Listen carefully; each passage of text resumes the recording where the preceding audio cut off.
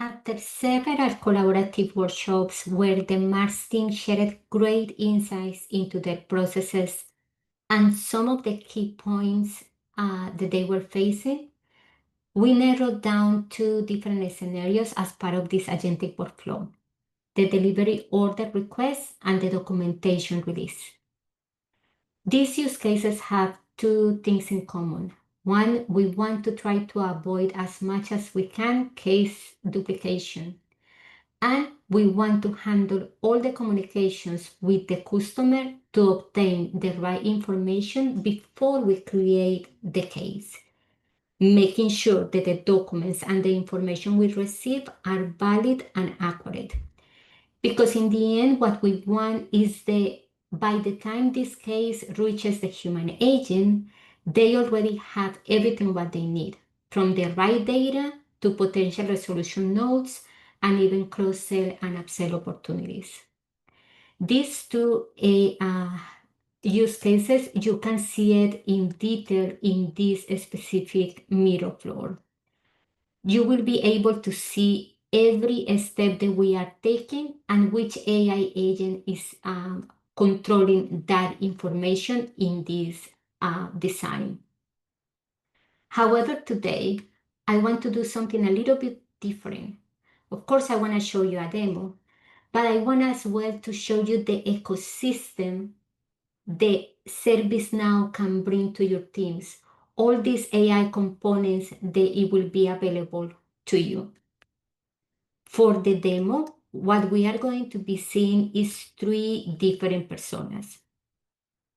These personas will be our customer, Hector Garcia, that is the shipper. The Mars AI agent, that is the one that is going to be handling the agentic workflows. And of course, our human agent, that is the one that will consume all this data. So let's start by the customer. So if we go to the customer, what we will see is that he has already a booking with us. In that booking, you can see that there are no external cases or delivery orders created at this moment. He is going to be sending us an email with the right letter of authorization. And why I'm saying the right letter of authorization? Because the name of the consignee is matching our records, the booking number and the container are correct as well. I want you to notice we are going to be demoing the happy path when the customer is giving all this information to us. And I want you to notice as well how this email is in Spanish, which make our agentic use case to have to handle multiple languages to be able to extract and understand the data. Another thing is important to notice is that the information is split in two. Certain information is in the letter of authorization and the other one in an embedded image inside the body. Additionally, we have added an icon as part of the signature since Nitin has mentioned this one as one of the pain points. So we are going to be sending this email right now. So I'm going to send this email. And now we are going to move to our AI agent view. Our AI agent view is in our workspace. So the ServiceNow CSM workspace is looking like this, and in the right side, what we have is the Now Assist panel. In the Now Assist panel is where our agents can interact with the process they are being done by our agentic frameworks. So you can see how it has started to work in that interaction that was created from that email. And the first thing that it does is that it goes and gathers the record details and it will look if there is any case already assigned. Because there is not a case already assigned, it's going to do the predictions. And in this case, it's going to predict there is a delivery order, what we are going to be handling. So it will give it to the delivery order handler AI agent. First thing he will do is to try to call the Mars Attachment Handler AI agent to see if we do have a valid letter of authorization.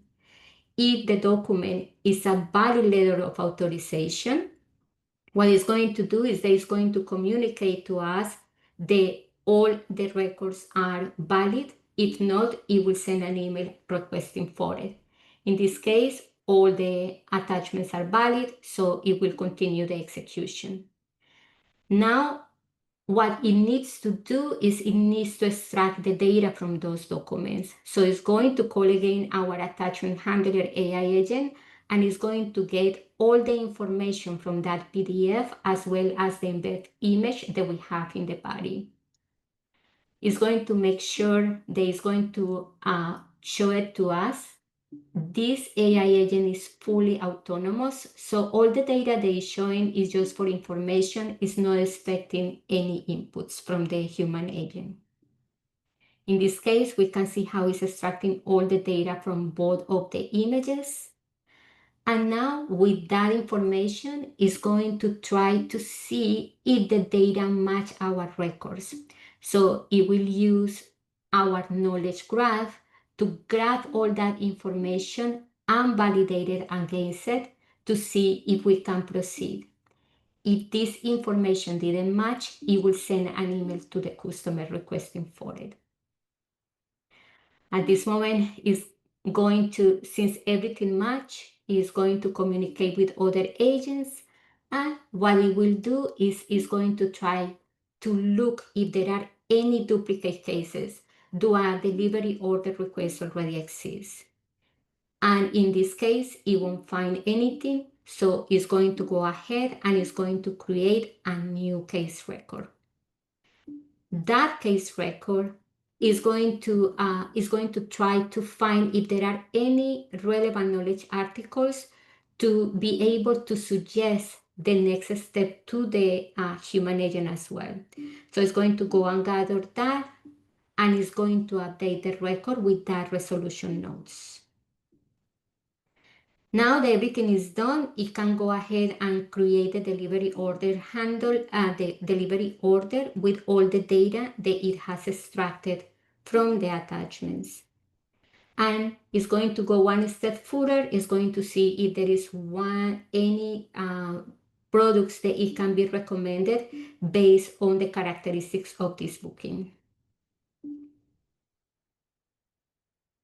Once that is done, it's going to be doing the update of the records for the human agent to see all the history of what this AI agent has done. And that will be the end of that exercise for the AI agent. So now we can then move to our human agent to see how he can experience the data that has been created. I'm going now to Diego, and Diego is in the workspace. Notice how Diego has NAP as well. He could here say, hey, summarize a record or generate resolution notes if he wants. I'm going to close it because all what we need right now for him is to accept the new case that has been created. So I'm going to accept that case. And let's take a look at that case. So the first thing that you notice is it has been categorized correctly by our AI agent. It's saying this cargo container is a release delivery order, and the subtype is delivery order and container release. If you notice in the summaries, it will be able to have some recommended resolution steps as well for the human agent to see if that is what they need to do to process this case. It will as well recommend some of the products, so you can see how it's recommending the chemical logistics manager or the value protect for this specific booking. And in the top side, it will have the booking related to it and the delivery order. You will be able to see as well that that interaction that was processed, it will be part of the related list. So this case is attached to that interaction.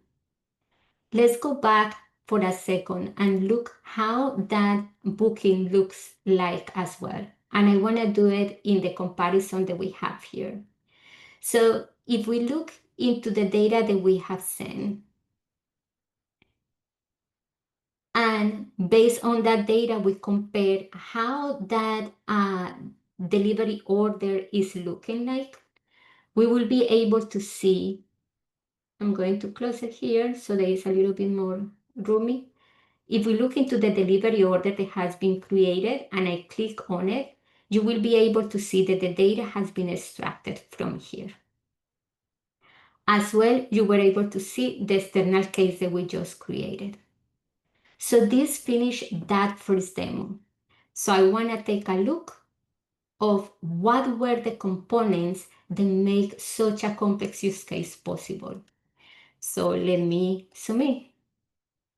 So when we are talking about AI agents, there is an ecosystem around it.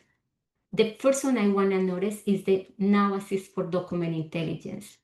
The Now Assist for Document Intelligence allow us to extract all the data from those documents or identify if a specific interaction has the relevant information.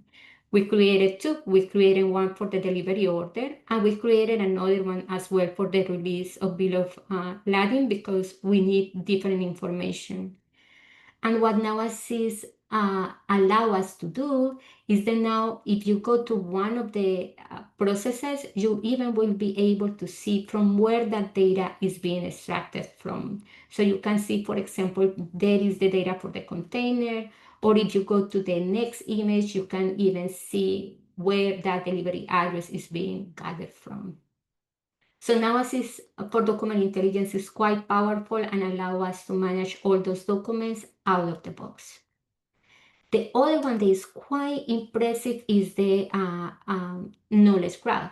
So knowledge graph allow us to have in natural language, we will be able to query the data that is presented to the AI agent.